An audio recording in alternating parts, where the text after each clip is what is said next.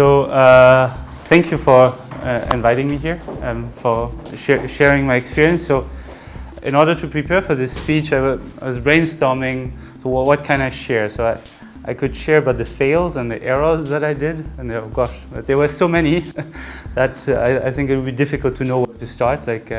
And then I said, okay, what did actually work out? So what could be the experiences or the things in my career that worked out well, and the things where I would say, okay, that was a good idea actually. This was right. And one thing that I decided here to share, a certain spirit of curiosity, questioning, critical thinking, always asking why, how, and keeping the big picture and understanding of what we do.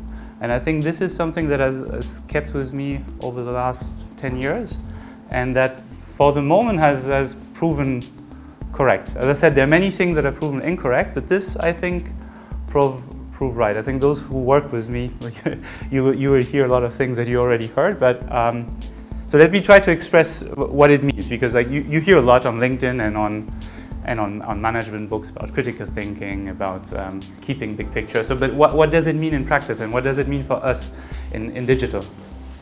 So for this, I want to highlight what was the trigger for me and where it came from. So when I started working, as you said, it was at Proparco, so this French bank who invests in companies in developing countries. So companies, it could be any company. At the time I was junior loan, let's call it loan officer, junior loan officer, and I had to analyze or screen like certain type of companies and check if it made sense for this French bank to invest in these, and if the PTI, we would call it, or the free cash flow was good enough for this company to repay. And I was 24 and quite stressed, to be honest, when I arrived, because these were so diverse companies, like a luxury hotel business on the coast of Cambodia, like a rice miller in the middle of nowhere, which was doing luxury rice for Europe, and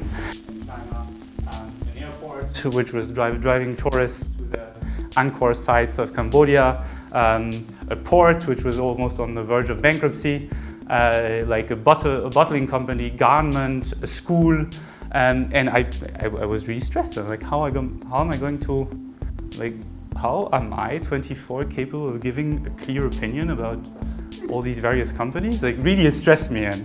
And well, I did what I think anyone would do in such a case. I just worked and digged, and actually quite soon realized that in the end we underestimate the tools that we have in our hands in order to critically assess even such diverse businesses. I mean, there's so much to find on the internet. There's so many experts that now we can find on LinkedIn with just a couple of clicks.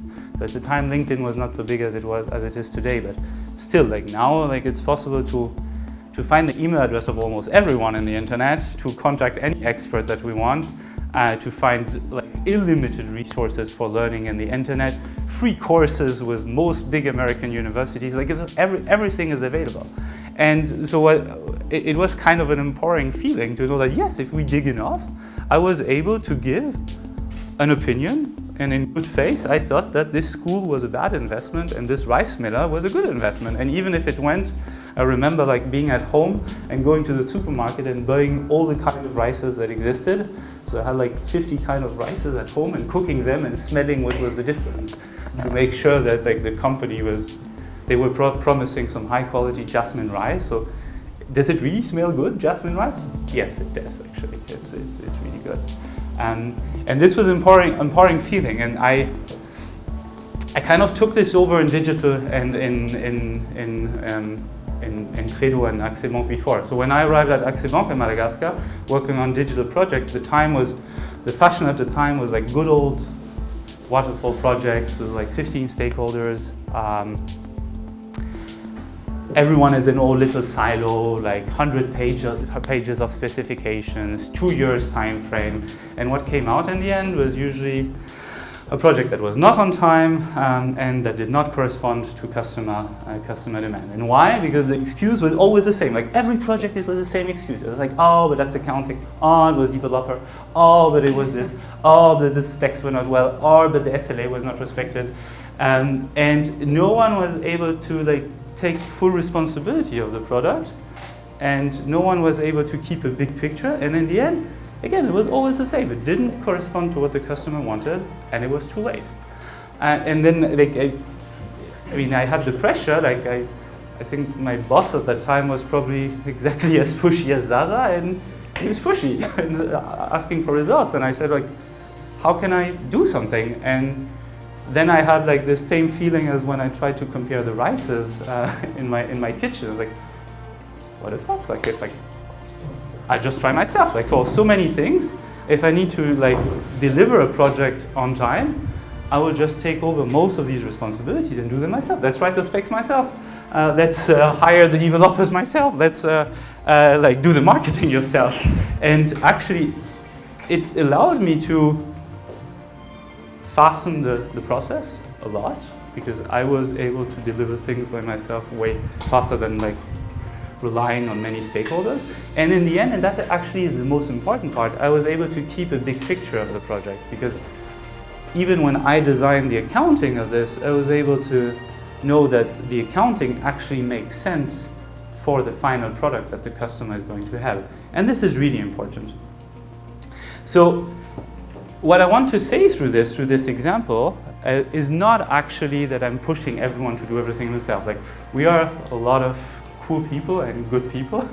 So I'm not saying that we should always interfere in other sphere. This is not what I'm saying. Like, if we have a good team and we trust each other, we should work together. What I'm saying is that sometimes if we face bottlenecks and if we face problems, like someone is not here, or it's delayed, or there is a problem, or I don't know, like there is no one to make the training, then we can also do the training. We cannot recruit someone, then we can also like go on LinkedIn and headhunt. There is no one to write the specs, then we can also write the specs. So the accounting scheme is not there, then maybe we can also do it to fasten the process. So I'm not saying that we should always do it, because I mean the fact that we're all here shows that we should not, but that we can actually jump in much more than we think. So this is the first thing that I want to say, in order to be in line and in time with expectation. And the second thing is that it allows, and this is actually the coolest part of it, is it allows to keep the big picture. And it allows to always keep this critical thinking. Does it really make sense for the client in the end? And this is actually the most important part that I want to say, that to keep the big picture of the project, whatever function we are, is super important in order to make sense that no, like we want to ensure that we have the best for the client in the end. It's just kind of weird conclusion. So thank you.